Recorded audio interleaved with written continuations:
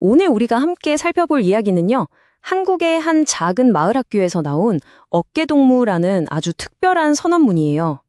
이게 참 특별한 게 성공이나 경쟁 이런 얘기를 하는 게 아니고요. 바로 아름다운 동행에 대해 말하고 있거든요. 과연 어떤 내용일지 이 독특하고 따뜻한 철학의 세계로 한번 들어가 볼까요? 와, 시작부터 정말 인상적이지 않나요? 보통 생각하는 그림 있잖아요. 어른이 앞에서 아이를 끌어주거나 아니면 뒤에서 등을 떠미는 그런 게 아니라는 거예요. 그냥 우리는 나란히 서겠다. 딱 이 한마디. 이 단순해 보이는 이미지가 사실 이 어깨동무 선언의 모든 걸 담고 있는 가장 핵심적인 열쇠라고 할 수 있습니다. 자, 그럼 첫 번째 장, 어깨를 맞대고입니다. 이들의 철학을 제대로 이해하려면요. 이들이 무엇을 하는지보다 무엇을 하지 않는지를 먼저 보는 게 훨씬 더 도움이 될 거예요. 이 부분 정말 흥미롭지 않아요? 우리는 보통 정답 빨리 찾기에 너무 익숙해져 있잖아요. 근데 여기선 그게 아니라는 거죠. 속도? 그거보다 중요한 건 방향이라는 거예요. 어떤 생각 하나를 붙잡고 그걸 포기하지 않고 끝까지 파고드는 것. 바로 그 끈질긴 과정 자체가 훨씬 더 소중하다고 보는 거죠. 자, 그럼 교육의 목표는 어떨까요? 보통 우리가 쟤 참 잘한다라고 할 때 떠올리는 모습 있죠. 뭔가 눈에 보이는 성과를 내는 아이. 여긴 그런 아이를 키우는 데 집중하지 않아요. 그 대신에 눈에 잘 보이지는 않지만 훨씬 더 중요한 거. 바로 내면의 힘. 그러니까 스스로 판단하고 책임질 줄 아는 그런 자율적인 사람을 길러내는 걸 진짜 목표로 삼는다는 겁니다. 그리고 또 하나, 여기엔 경쟁이 없어요. 경쟁으로 줄 세우고 누구는 위, 누구는 아래 이런 위계 질서 자체가 없다는 거죠. 그걸 완전히 거부하는 거예요. 그럼 그 대신 뭘 하느냐? 바로 질문을 합니다. 모두가 함께 질문을 던지고 답을 찾아가면서 한 사람 한 사람 그리고 공동체 전체가 함께 깊어지는 방식을 택한 거죠. 네, 이제 두 번째 장, 우리의 믿음으로 넘어가 볼게요. 여기서는 이들이 생각하는 성장이란 게 도대체 어떤 건지 그 단계를 한번 들여다보겠습니다. 자, 보세요. 이들의 교육 방식이 여기에 아주 명확하게 드러나는데요. 크게 두 단계로 나눠요. 먼저 10살까지. 이때는 막 지식을 채워 넣는 게 아니라 몸과 마음이라는 그릇 자체를 단단하게 만드는 데 집중해요. 틀려도 괜찮고 실패해도 괜찮다는 걸 배우면서 자기 자신을 솔직하게 표현하는 법을 익히는 거죠.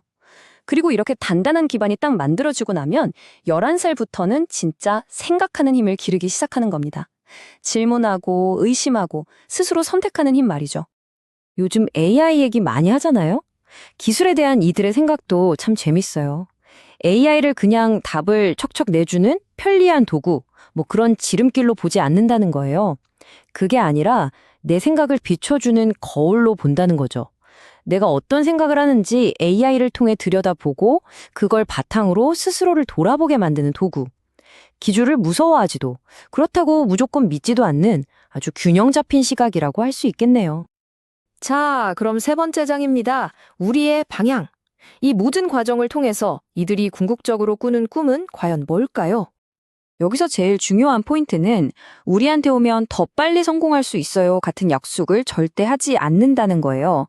대신에 뭘 꿈꾸느냐? 바로 내면의 힘입니다.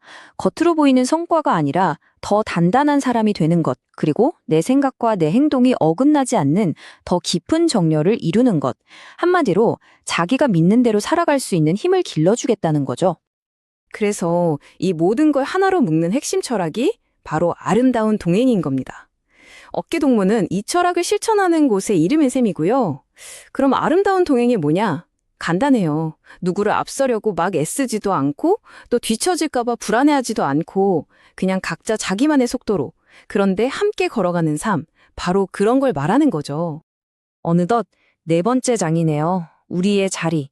그럼 이들은 이 넓은 세상 속에서 스스로를 어떤 존재로 생각하고 있을까요? 이것도 정말 중요한 생각의 전환인데요. 이들은 스스로를 뭔가를 가르치는 선생님이라고 생각하지 않아요. 그 대신 아이와 함께 모르는 걸 탐험하고 같이 배워나가는 학습 동료가 되려고 하죠.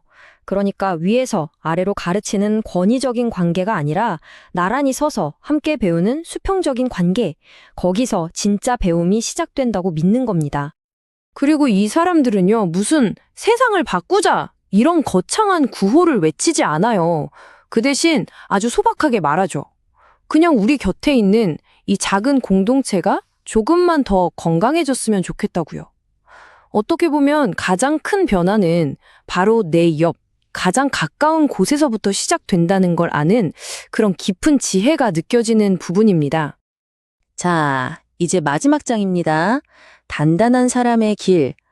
지금까지 이야기한 이 모든 과정들이 어떻게 한 사람을 단단한 사람으로 만드는지 그 여정을 한번 정리해 볼게요.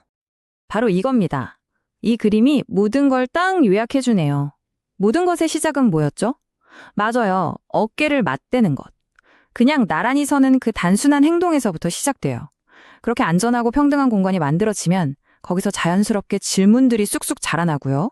또 그 질문들을 가지고 이야기하다 보면 생각은 저절로 깊어지겠죠. 그리고 바로 이 과정을 계속 반복하다 보면 사람은 저절로 단단해진다. 이게 이들이 내린 결론인 겁니다. 그리고 이 모든 여정, 그러니까 나란히 서서 함께 질문하고 생각을 키우면서 단단한 사람이 되어가는 이 길 전체를 이들은 뭐라고 부를까요? 네, 바로 아름다운 동행이라고 부르는 겁니다. 정말 시적인 표현 아닌가요? 자, 오늘 우리는 교육과 성장에 대한 조금 다른 길, 새로운 가능성을 한번 엿봤습니다. 이제 이 이야기를 마무리하면서 마지막 질문을 한번 던져보고 싶어요.